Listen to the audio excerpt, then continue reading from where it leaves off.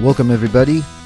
Welcome to another episode of PEM Rules, the Pediatric Emergency Medicine Podcast. I'm your host, Yaron Ivan, as usual, and today we have some more important rules in the clinical care category. Rule number 82. If the gut works, use it. This is probably a rule that many of you, if not all of you, have heard before. I wish I could give the credit to the person who came up with it. I really have no idea who that is. I've heard this rule many years ago. To me, that rule is in many ways related to rule number 4, less is more, which I talk about all the time, and to rule number 48, which is doing the right thing. For those of us who believe in doing things the natural way, this is certainly true. If a child is vomiting, but not to a serious degree, obviously that is subjective, we do know now that Zofran is very effective. Why not do less? Give him PO Zofran, hope the child passes the PO challenge, and send him or her with a script for Zofran so they can do the same thing at home. I think it's always a good idea to manage patients in a manner that can be done at home, and this way, send them home. Obviously, it's important to document that you didn't do anything invasive or anything that parents cannot do at home, and send the child on his way. Certainly, putting an IV, giving IV Zofran and IV fluids is always possible, and it is easy to do, but it is not something parents can do at home, and for the most part, by doing that, you condemn the child for staying in the hospital for an admission. Kind of. By using the gut with the PO meds, you're not doing anything parents cannot do at home, and your patient is that much closer to being discharged. So if the gut works, use it. Another thing I want to talk about with regards to that rule that is somewhat related is the fact that, in my opinion, we have made Zofran and a PO challenge standard of care. I'm not a big fan of that. I'm not sure that every patient that vomited once or twice truly needs Zofran and a PO challenge. I think it's okay to vomit once or twice, and if the vital signs look okay and if the patient does not look dehydrated, perhaps give him a prescription for Zofran and send him on his way. We know that Zofran is fairly effective for mild and moderate gastroenteritis, so most likely the patient will be just fine with PO Zofran. I don't think that every patient that vomited once needs to be 2 hours in the emergency department for Zofran and a PO challenge. So remember, rule number 82, if the gut works, use it. Rule number 83, don't practice protectively, but document protectively. I think this rule boils down to the fact that as an ER doctor, you have to be comfortable with some risk. You can't possibly work up every patient with abdominal pain for surgical abdomen. You have to be comfortable with the fact that you may miss a surgical abdomen every once in a while and send the child home inappropriately.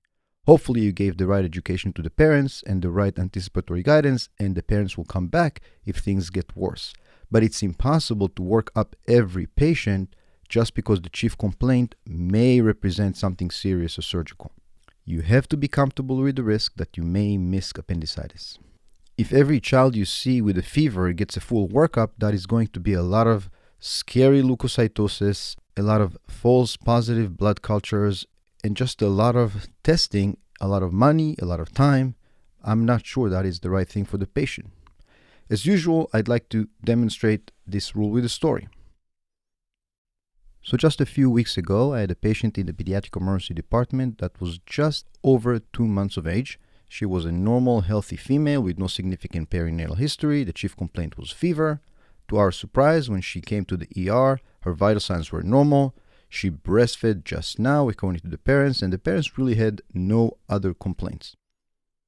I checked her vital signs again, and her temperature was borderline. I believe it was something like 99.7, close to 100.4, but not quite. Certainly at this point, I could have initiated a full workup, given that parents at home got a real fever, given that her temperature was close, given that she was so young. However, I felt that the child was very well appearing. She was not tachycardic. She was a breastfed baby and the epitome of a low-risk patient, and the parents were very comfortable with the fact that I told them that most likely she has a viral illness. I spoke to the parents for a long time, telling them what to watch for, what to come back for, made sure they were comfortable with that decision, and sent them on their way. I actually called the parents the next day to find out that the patient is no longer febrile, feeding okay, and had no other issues. Parents had no other concerns. I gave them some more anticipatory guidance, although at this point I felt that there's probably nothing to worry about, and I never heard from those parents again, and to my understanding, they did not have to come back to the pediatric emergency department. Surely, with the 2-month-old female, you can initiate a full workup. Urine, CBC, CMP, maybe even a blood culture and antibiotic. But if the patient is not really febrile in the ER, not tachycardic, well-appearing, breastfed at home, and breastfed in the ER, I feel that this is a very low-risk patient and I don't have to do a full workup. Certainly, I can practice medicine very protectively and do a full septic workup or a partial septic workup on such a baby, but I can be comfortable with the risk, make sure the parents understand what to come back for, document very protectively, in other words, saying that she had a normal physical exam, saying that she was not tachycardic, saying that the temperature in the ER was within normal limits, saying that the patient fed in the pediatric emergency department and breastfed well according to mom, saying the note that parents were comfortable with the decision to go home and they verbalized understanding of when to come back, etc., etc. So I don't think I practiced medicine protectively, but I certainly had a very protective note indicating all those reasons why the child is safe to go home. So rule number 83, don't practice protectively, but document protectively. Rule number 84, if you think you need to give epi, you should have given it already. This goes back to the basic management of anaphylaxis, which we discussed recently with my medical student, previous scribe, Victoria, in episode 20. Thank you, Victoria, for that episode. And we established back then that epinephrine is a must in the management of anaphylaxis. For the most part, all the other medications we provide most of the time, like Benadryl, steroids, are not necessarily a must, but epinephrine is the hallmark of management of anaphylaxis. So this rule is something I tell parents all the time. If you think your child needs epi, and you think this is anaphylaxis, you should have given the epi already. We established epinephrine is very safe for children with anaphylaxis, and if the patient received it unnecessarily, nothing bad happens. However, if the patient needed epinephrine, any delay can be very serious with very serious consequences. So when I see a child with anaphylaxis in the pediatric emergency department, I treat them, I observe them. During that period of observation, I make sure the parents go to the nearest pharmacy and get the EpiPen that I prescribe for them, and I make sure they leave the pediatric emergency department with an EpiPen in their hands. I also tell them that if their child develops symptoms that involve two body systems, for example, vomiting and hives, meaning skin and stomach, hives and wheezing, meaning skin and lungs, they should give the EpiPen. And I also tell them that if you think they need to give the epi, that means they should have given it already. Epinephrine is very safe for children with anaphylaxis, and it can literally save a life. So rule number 84, if you think you need to give epi, you should have given it already.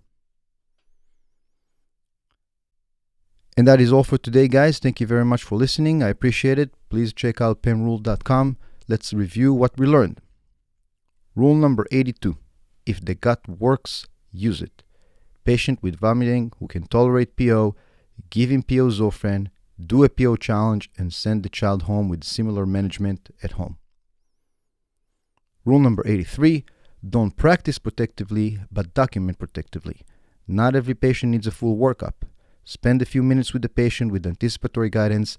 Make sure you have good documentation protecting yourself in case you did miss something, and send the child home. It is impossible to work up every patient with abdominal pain for a surgical abdomen, and impossible to get screening lab on any patient with fever. Rule number 84. If you think you need to give epi, you should have given it already. Patients with anaphylaxis benefit from epi tremendously. Parents need to know that, and parents need to feel comfortable with giving epinephrine. So when you give anticipatory guidance for a patient with anaphylaxis, make sure you tell the parents, if you think your child is anaphylaxis and if you think you need to give epi, you should have given it already. It's very safe, and if the child gets it unnecessarily, nothing bad happens. And that is it for today, guys. Thank you very much for listening. Please check out penrules.com and submit any feedback or questions you have. I would love to hear from you. Have a great day.